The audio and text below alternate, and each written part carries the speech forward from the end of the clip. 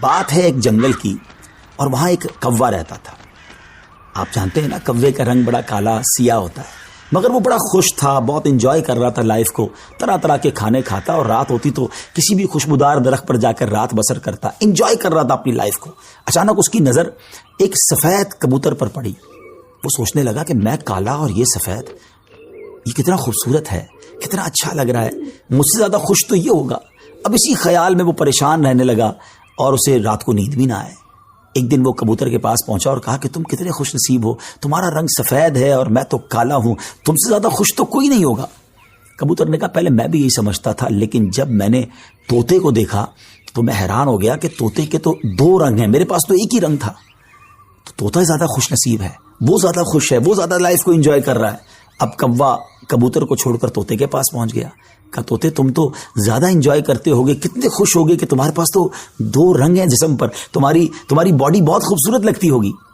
تو طوطا کہتا ہے کہ پہلے تو میں لائف کو بڑا انجوائے کرتا تھا کہ واقعی میں بڑا رنگ برنگی ہوں، مگر جب میں نے مور کو دیکھا نا تو مور تو کئی سارے رنگ لیے ہوئے ہے، اتنا خوبصورت ہے کہ اس کو دیکھ کر مجھے لگا کہ میں تو کچھ بھی نہیں ہوں.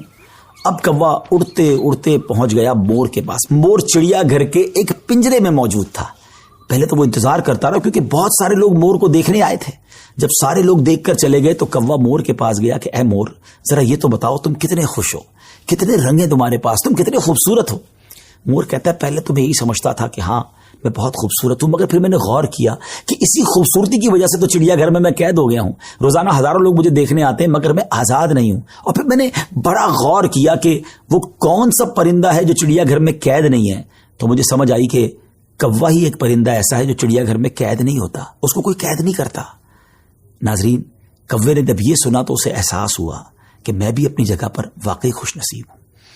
اب یہاں بظاہر تو یہ ایک فرضی واقعہ ہے، لیکن اگر اس کو ہم اپنی زندگیوں پر امپلیمنٹ کریں، اپنے بارے میں سوچیں. ہمارے پاس بہت کچھ ہے، لیکن جب کسی کو ہم سے زیادہ والے کو ہم دیکھتے ہیں نا تو ہمیں اپنی چیزیں کمتر نظر آنے لگتی ہیں. اپنا گھر چھوٹا لگنے لگتا ہے، اپنی موٹر سائیکل، اپنی گاڑی، اپنی سائیکل وہ ہمیں بڑی کمتر لگتی ہے جب کسی کی بڑی گاڑی دیکھتے ہیں، کسی کا بڑا گھر دیکھتے ہیں، کسی کی لائف سٹائل کو دیکھتے ہیں. جو ہے اس پر انجوائے نہیں کرتے بلکہ اس پر شکوہ کرتے ہیں، ناشکری کرتے ہیں.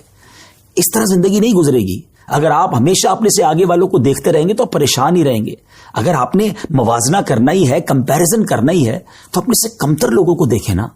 کئی لوگ بڑی مشکل زندگی گزار رہے ہیں. اللہ نے مجھے اور آپ کو بہت خوشحال رکھا ہے. جی ہاں، اب بھی ہم لاکھوں کروڑوں سے اچھے ہیں، لیکن مسئلہ یہ کہ ہمیں تو آگے والوں کو دیکھ کر ڈیمورلائز ہونا ہوتا ہے. شکر ادا کیجئے.